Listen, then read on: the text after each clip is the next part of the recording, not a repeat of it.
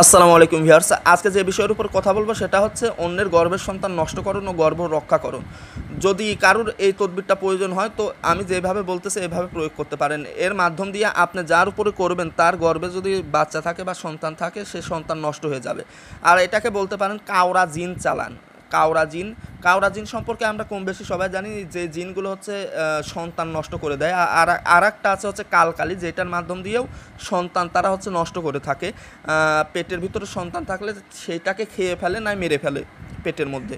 তো এটা কিন্তু আগেই বলে নিই ব্ল্যাক ম্যাজিক, কালো জাদু, আর এটা অনেক সেন্সিটিভ বিষয়। আর এইটা প্রয়োগ করার ক্ষেত্রে অবশ্যই সাবধানতা অবলম্বন করে করবেন। আর যে বিষয়গুলো বুঝবেন না অবশ্যই ভালো করে বুঝে জেনে তারপরে করবেন। এখানে যে মন্ত্রটা দেওয়া আছে ইত্রাইন কাউরিন হামহা হামজাদি দাফালান দাওরা দাহা কাউকাফিল, এখানে ফুলানের স্থানে নাম ব্যবহার করতে হবে। আর এখানেও কিন্তু যার বাচ্চা নষ্ট করতে চাচ্ছেন বা গর্ভের বাচ্চা নষ্ট করাতে চাচ্ছেন তার নামটা এখানে ব্যবহার করতে হবে।